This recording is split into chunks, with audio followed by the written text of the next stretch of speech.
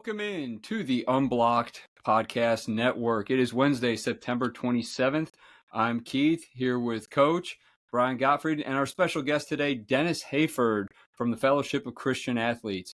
This episode is lucky to be sponsored by OsteoStrong on Hillcrest. So any injuries, joint issues, shoulder issues, Brian can help you all out with that and tell you more about them later, but go see them. They're good people there. As usual, please remember to follow us, like us on all of our platforms. It helps us get our name out there more and helps get our message to more people. That's going to be on Unblocked Podcast Network on YouTube, Facebook, Twitter, and Instagram. So without any further ado, I'm going to toss this over to Coach, and you and Dennis can take it away. Thank you, Keith. And Dennis, we're glad to have you. But before I get to you and we start this interview, I posted a post on social media today about Keith, calling him the most interesting man in Mobile. And then he comes on tonight on our show with this ensemble. And what's going on, Keith? What's up with the ensemble here? Well, I decided to ditch the pod garage. I had a couple technical difficulties out there, so I relocated to my good friend Lou Holtz. Let me borrow this condo. It's rent-free inside Ohio State's coach's head, so I can hang out here all day, have a cold cocktail. Me and Dr. Lou just kick back and enjoy ourselves. Very good. Very good. Well, I mean, it's good to know people. And if anybody knows them, it'll be you. No question. Is there any way you could get Lou on the show? I'd like a follow-up from everything that's going on between him and Ryan Day. I'll make a call. I'll see if my grandpa's name still has some weight up there. Some Ohio State fans were not happy with Todd Anson's comments last week, and some SEC fans also. People are watching when you wake up to 9 angry texts in the morning. So well, and of course, Lou's email is probably going to be an AOL or Yahoo account, so it may be very difficult to get a hold of him. So I'm sure he's probably still got the AOL dial-up. I can't make it sound like I used to be able to make it. Very well. Anyhow, Dennis Hayford from the Fellowship of Christian Athletes, my dear friend for many, many years, and we're so glad that you're here and taking the time out of your busy day to spend with us. Welcome. My pleasure. Thank you for having me, Coach. Thanks, Brian and Keith, for having me. Dennis, with anybody that I've interviewed or talked to, I mean, I want folks that get a chance to watch this to know about them as a person. Sometimes, we get identified with, again, I get called coach by everybody. I got sons-in-laws that call me coach, and you're the FCA guy. But, why did you get into sports? What drew you to sports? When did that happen? Tell us a little bit about that background and where this all sort of started. Yeah, I grew up all over, Coach, and everywhere I went. I played basketball, football, baseball. And really, as I was growing up, the family situation that I was in wasn't the best, and so sports was kind of a refuge for me. I liked the challenge. I loved my coaches, the encouragement, the push to excel, all of those things, the camaraderie, all of that a team brought to the table, I loved. And I'm super grateful for all of my coaches in my upbringing. And it just, I fell in love with it. I played them all. I joke all the time. I lettered in 3 sports at Auburn: intramural football, intramural baseball, and intramural basketball. And I'm super, super happy that I have my degree in spite of my letters. Now, where's Davidson grad? Is that correct? Yes, sir. Warrior, Davidson, class of 81. Class of 81. I thought so.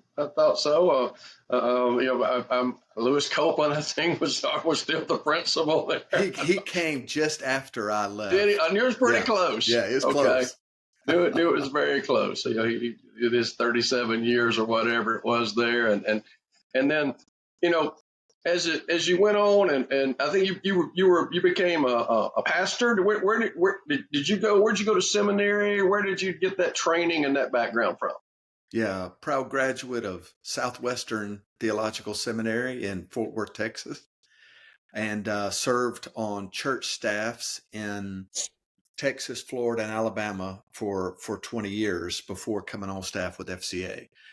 I was introduced to Jesus Christ through FCA in Bill Ryan Gymnasium in 1979.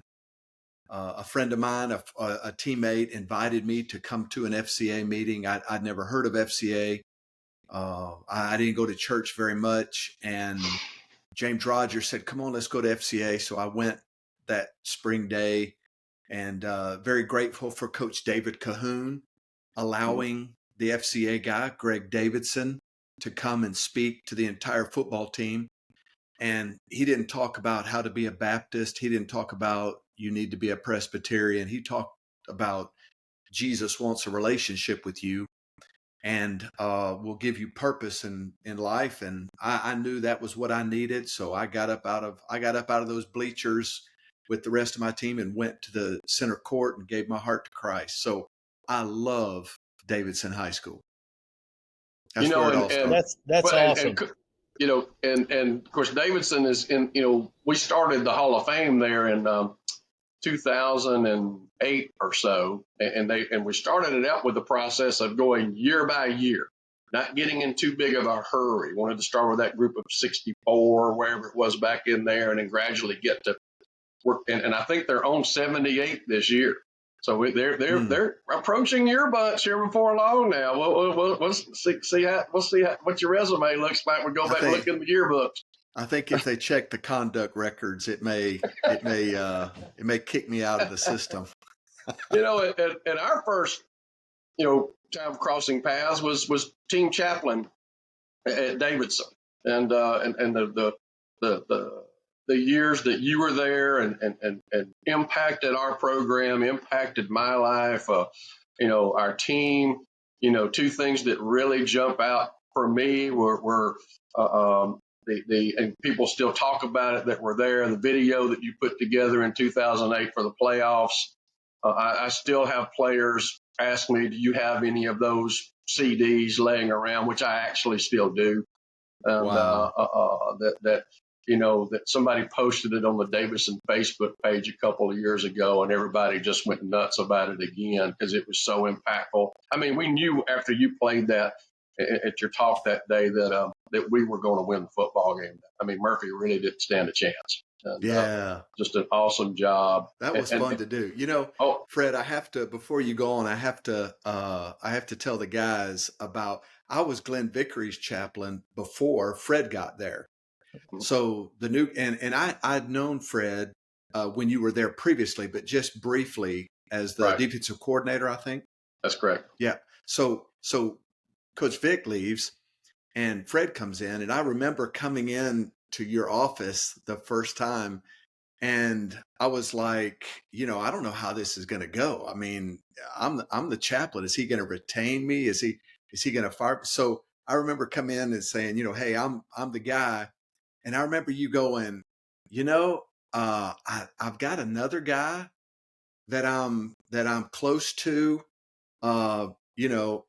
but I think somebody needed to speak to the football team that Friday. So I came, so you said, come on and speak. And I kind of had this feeling like, you weren't ready to commit to me until you heard me or something. Yeah. I felt like it was an interview, man. You're not getting to be my chaplain unless I get to know you a little better. Well, and I over the years I was very persnickety about who I'd let talk to our team now. Not just anybody got to get up in front of those guys. And that's an important position for any team or organization. No question. And the other thing was the pregame. It was around 2008, 2009, maybe even 10. There's a point in there along where you felt led to nudge me and told me that, I think it's time that you start leading the pregame prayer before you send the team on the field, not me. It's time for you to take that step and step out there and do that. And from that, and I did. And from that moment on, all the way through my last game there, I led the team in prayer before we went on the field because of your encouragement and helping me grow. It's time for you to do this. And I always appreciated that and the impact that made and the impact it helped me have on the team for them to hear me. I knew your heart. I knew you were that guy. And I so appreciated you giving me the opportunity to be the chaplain, but a prayer from a player's perspective coming from their coach rather than the chaplain is ginormous. Meant the world to the kids. And then our partnership with the Next Level football camp that you brainstormed, and we sat on with yellow notebook paper and in my office, and what kind of events do we want to do and how we want to do this, and we end up doing truck push competitions and all kinds of stuff that include. I mean, what an awesome thing that was, and tell the guys about that a little bit. Yeah, you're the co-founder. We'd gotten a new pastor at Cottage Hill Baptist Church, Dr. Keith Thomas, and he was really interested in sports outreach, allowed me to do more and more in that regard. So I'm the chaplain at Davidson, and he's good friend. Dr. Thomas was good friends with Sean Alexander and Heath Evans. And so, he kind of challenged me. He was like, man, I can get these guys to come, but what are you going to do? And so I went to Fred Riley's office and said, man, my pastor is all over me, man. What can we do? And we did. We sat down and we came up with a 7-on-7 tournament. And then we also had lineman events. And we did the truck. It was a gator. What two guys could push a gator 40 yards the fastest. We did tug of war. We did a tire pull. We came up with a long snapper. We included everybody, didn't we? Right. Because we wanted punting, kicking. Right. We wanted, because normally a coach in the summer, he gets his skill guys and they go to a 7-on-7 tournament. Fred and I wanted to get everybody there so that Sean Alexander could share with them. And he was our speaker. And no question. And for me personally, always looking for an edge. We were a triple option football team that wasn't going to win many 7-on-7 tournaments, but we could win some of those other events. That's right. We won it many times because of the other events that we won, bench press competition and all that other stuff. Was that the entire motivation? Like, I thought it was so the kids could hear the gospel. I'm just trying not to come across as being with Coach. It was probably a little bit of each. It was a little strategy. A little bit of both. Now, I will tell you this, Brian. When Davidson was in the 7-on-7, I think Fred Riley only had 3 passing plays. Oh, so he was constantly drawing plays up in the dirt. As somebody that watched his career, that does not surprise me one bit. And I was always appreciative of his type of career because it was like my hometown in North Central Ohio. It was power football, ground them out and wear them down. And then by the fourth quarter, you look at those defensive linemen and they're out there breathing heavy. Their hands are on their knees. And that's when they're beaten. Yeah. Well, that 2008 of the Next Level competition, we played Blunt. And Blunt beat us 55-0 in 7-on-7 and danced around us and taunted us. Oh, and I made our players stand there and watch it, and coaches stand there and watch it. And when we got together afterward, I told them we play tackle football in about 6 weeks. We'll see how this goes. And we beat them 7-0 at Blunt. They never crossed the 50. Yeah. And in my 8 or 10 years being your chaplain, I don't think I ever saw you throw the football on your side of the 50.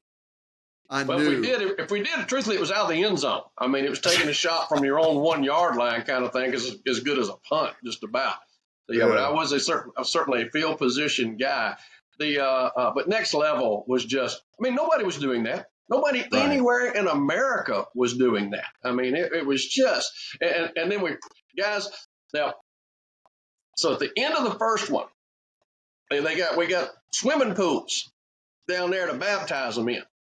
And got pools filled up and going to have, I mean, we're going to have baptisms. People are going to get saved today and going to baptize. And so the pastor, as he finished up, and Heath was there and did his talk, and the pastor says, and prays the prayer of salvation.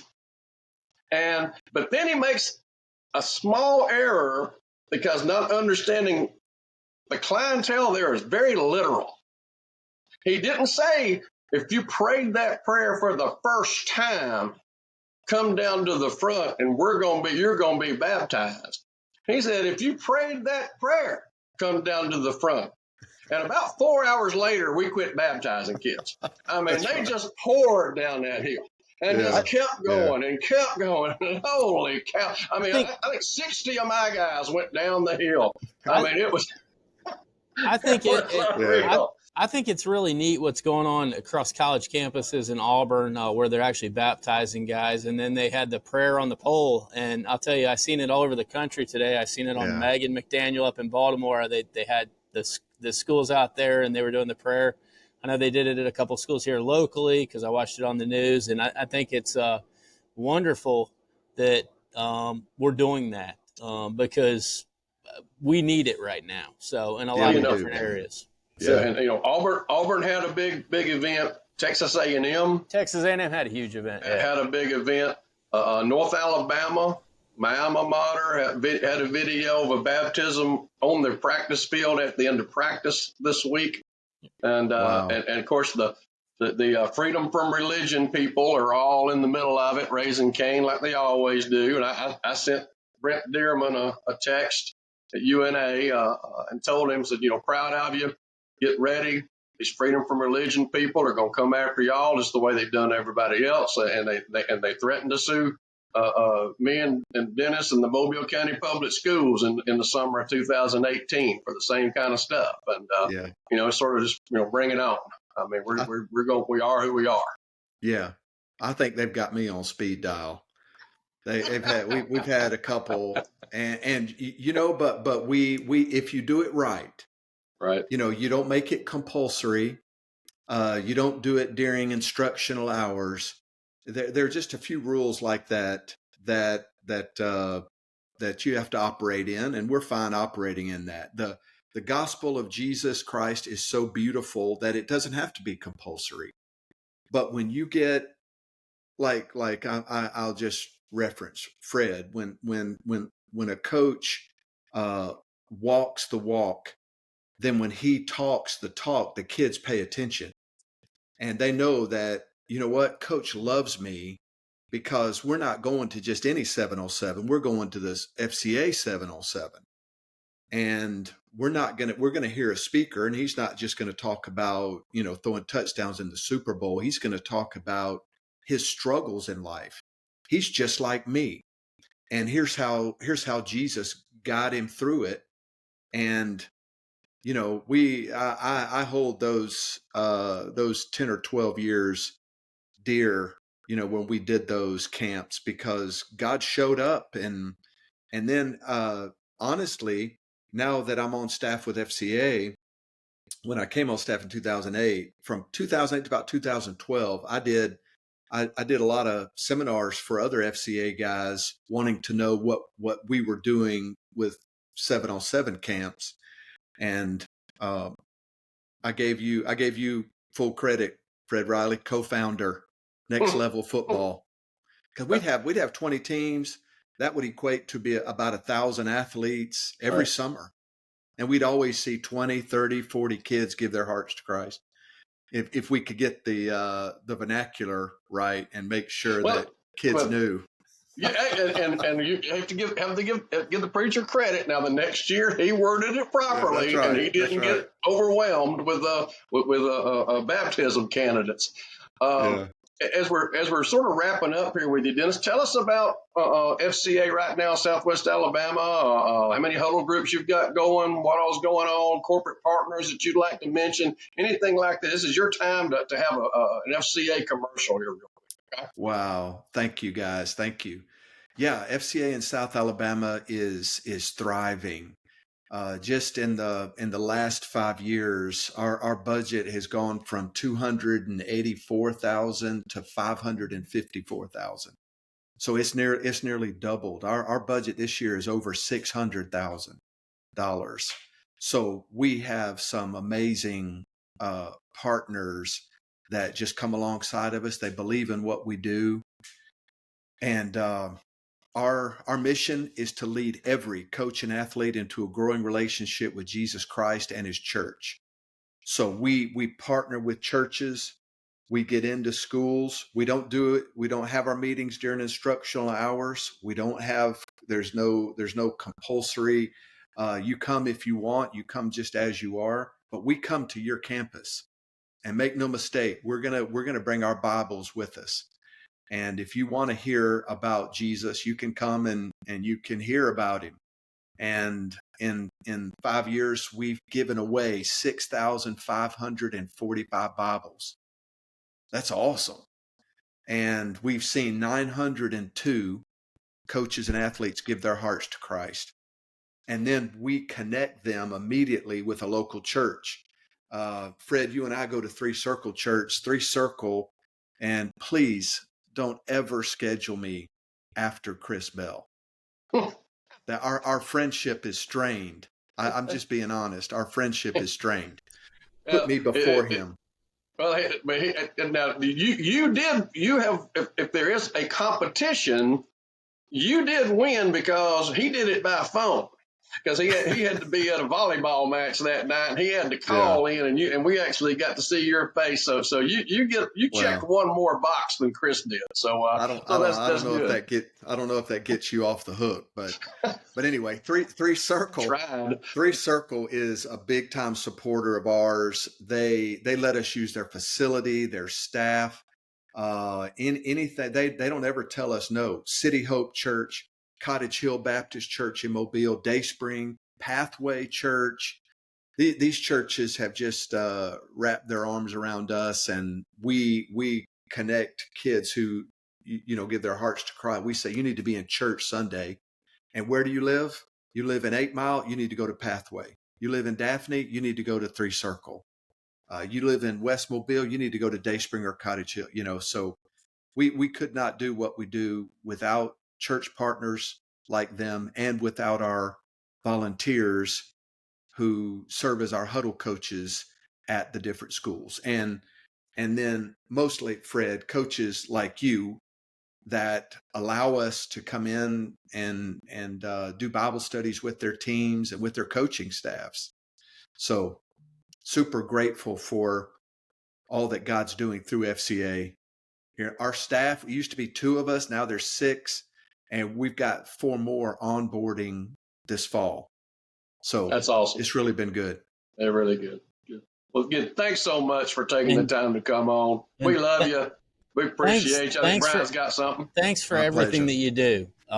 It means more than you probably know. So thank you, Brian. Hey, one more thing before I go. I remember I had a bad day in my career. I don't have many bad days in my career, but I had one in 2008, and I went to Fred Riley at practice, and he took time out of practice to counsel me and encourage me. And so, Fred, that day stands out to me, and I love you for that. And I know your Inside Zone suffered some that Friday night, but you made a friend for life. I remember that. I remember that moment well. You walking down that hill. I do. Yep. So love you, buddy. Love you for that, buddy. Thanks, Appreciate guys. it. All right. Bye. Thank you, Dennis. That is absolutely amazing. The growth you've just said you've had, just how big your budget has gotten now, is just total full circle about how big this is growing with the FCA. So it's great that we could have Dennis on here today. But we're going to get moving on like we always do in the Unblocked Rundown here on your Wednesday podcast. So we are going to get into our NFL talking points. We just wrapped up the next third week of the season. And, Coach, why don't you go first? What did you notice in the NFL this past weekend? The Miami Dolphins are sort of my, and you said, well, that's an easy one. They scored 70 points. I mean, take low-hanging fruit there. But it's more about the fact that Tua, we talked about in our family about him getting hurt so often. And the fact that he appears to have learned how to fall, how to be tackled, how not to land and have the back of his head hit the ground.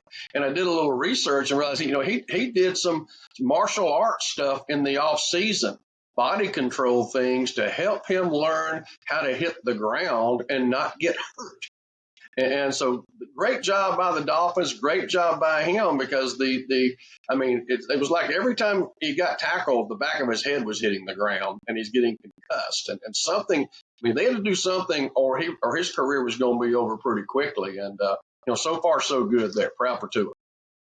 Very nice. And you always heard Tom Brady always had that weird workout regime in the offseason. He was big on flexibility, big on knowing your body, big on body control, and that goes to his longevity as well. Brian, what do you got? This one's going to be hard after Dennis, just because I had a whole script, and it's going to take me just a few minutes, and I got the one bad eye. So, Greek tragedy. Greek tragedy is Athens, 5th century BC. It's defined by loss, love, pride, abuse of power, and fraught relationships. The New York Jets are this year's Greek tragedy. And I can start with, they signed a 39-year-old quarterback.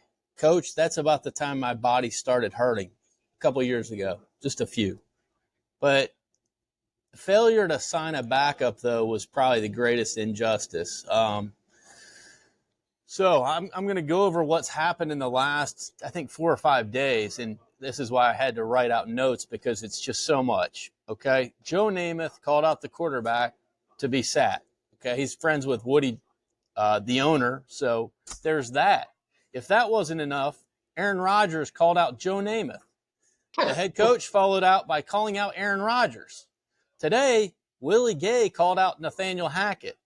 They had a receiver, call out Nathaniel Hackett, the offensive coordinator, on the sidelines during last week's game against New England. Colin Kaepernick penned a letter to Joe Douglas asking for a chance. Oh, we've got a special guest. Mm-hmm. Keith, can you tell us about your special guest? And then I'll follow up here. Oh, this is Bob. Bob, say hi. Hello. Bob is our rescue dog that we just got on Monday. We're having a little trial period with him, and he's been scratching at the door. So I just told the girlfriend to let him on in, and he can make his Unblocked debut. Does Bob have anything on the Jets? Bob does not. Bob doesn't have much on anything. He likes to go for walks and sleep for many hours at a time. Good for Bob. I'd like to do that too. But so I'm back to the Jets. Colin Kaepernick penned the nice, great letter to Joe Douglas, the GM.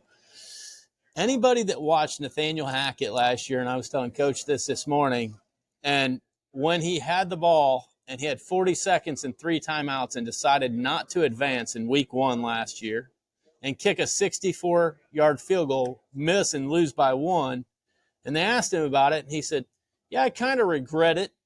I kind of regret it. And I'm thinking, you got 3 timeouts in 40 seconds. We talked about clock management the other day, but this is the most drama, and I didn't check Twitter today purposely because I didn't want to write any more notes, that I've seen since I watched Days of Our Lives with my cousin Marcy Gottfried when I moved to Mobile in 1995.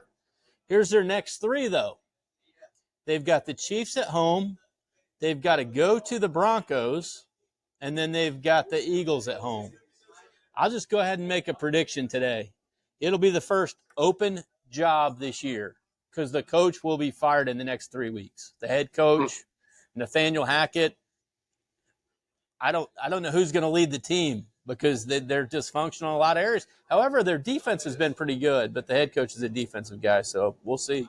But that's all I got on the tragedy of the Jets, Jets. Well, I'm going to follow your tragedy up with another huge tragedy that I tried to touch on the other day, but my Chicago Bears are absolutely atrocious. It's just a complete organizational failure. I'm not going to go too hard in on the new GM or the ownership. The ownership has always been willing to spend money. We want 3 first-round picks for Khalil Mack. Great, send it. We'll make him the highest paid player at the time. But it's just I think the coaching staff is inept. They are unable to figure out how to use Justin Fields, how to use DJ Moore. You've got a defensive background coach for your head coach.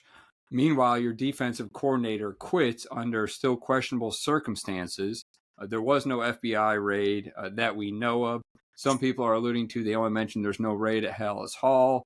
We haven't, from some inside people, they haven't heard anything from the police departments in the neighborhood that our former defensive coordinator lives in. But, sometimes when the FBI is involved, it's all hush-hush.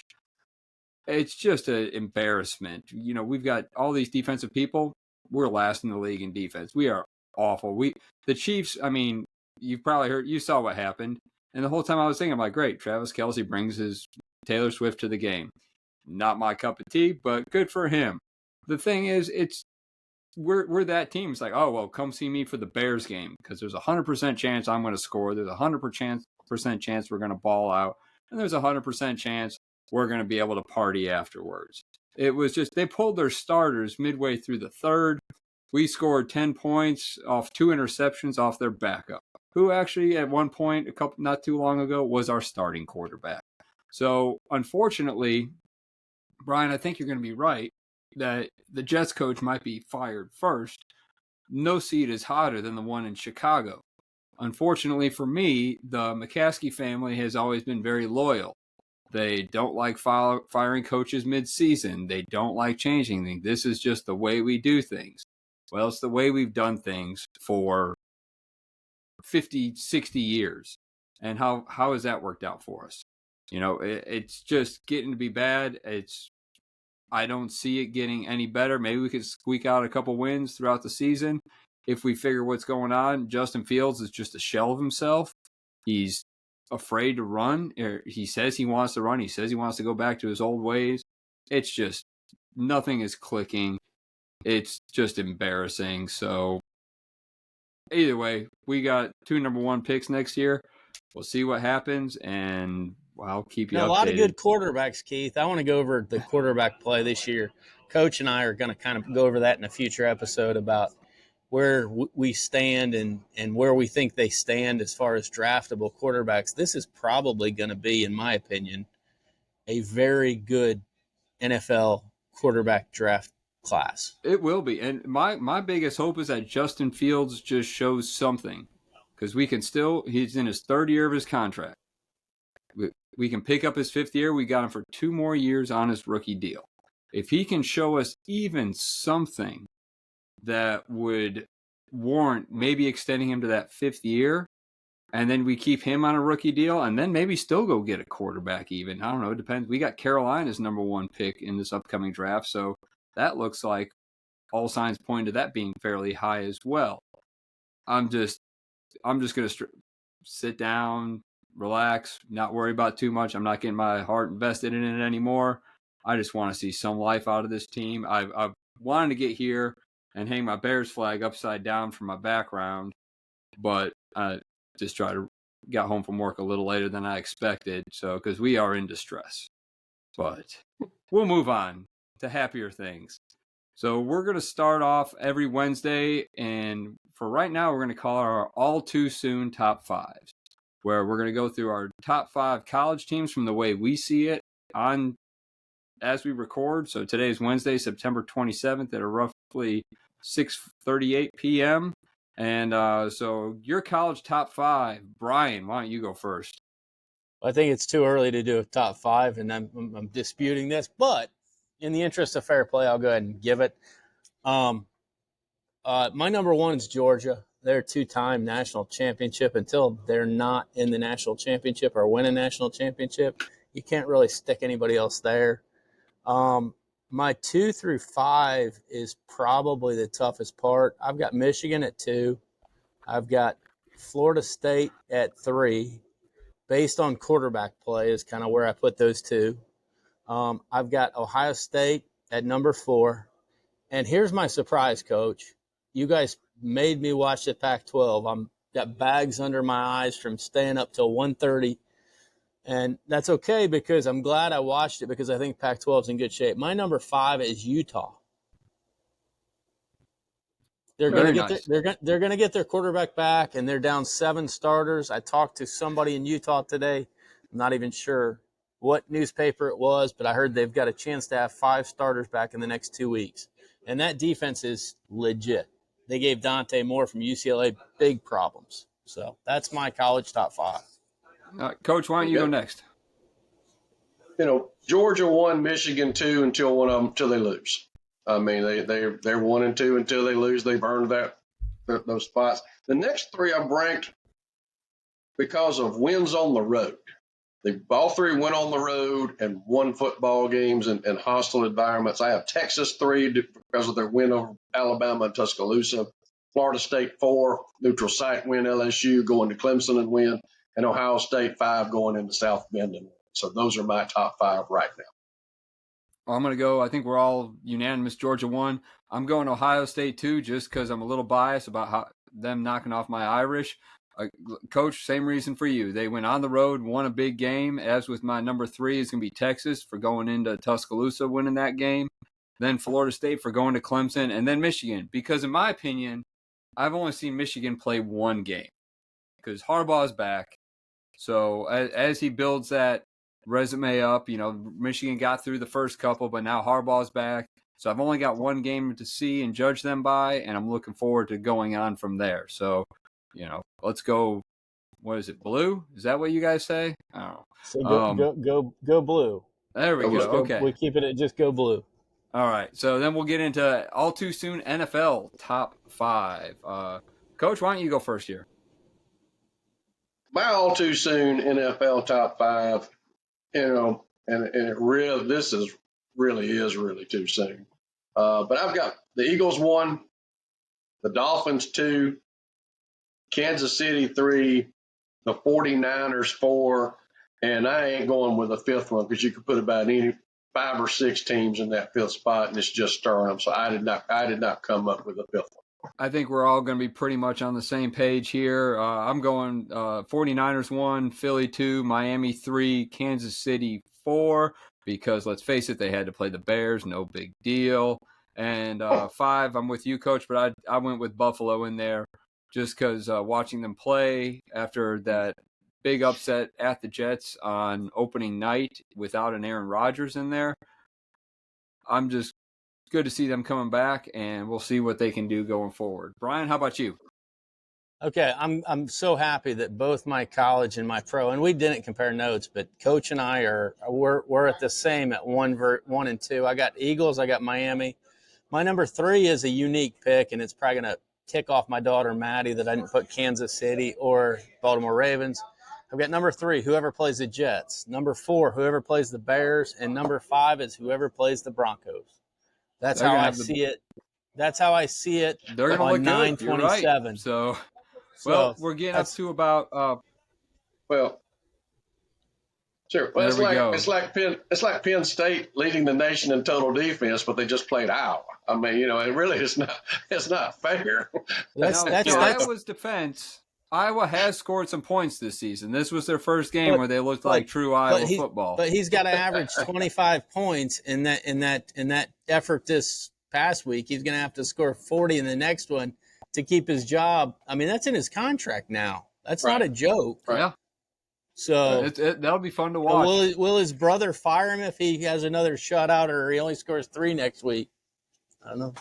Do they start going for 2 every time they score? Coach, it could get mathematically impossible at some point. Right. I think so. You start start going Yeah. for it on fourth down every time, going for two. I mean, and try to save your son's job. He needs one of those Miami Dolphins efforts where he puts 70 up so he can rest for a couple weeks. But they don't get to play Absolutely. the Broncos, so Yeah. Or the Bears. or the Bears.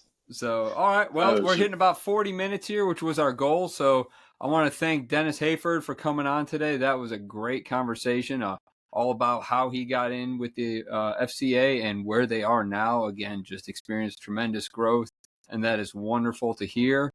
We'll move on. Osteo Strong Hillcrest. Go see them. Thank them for sponsoring today.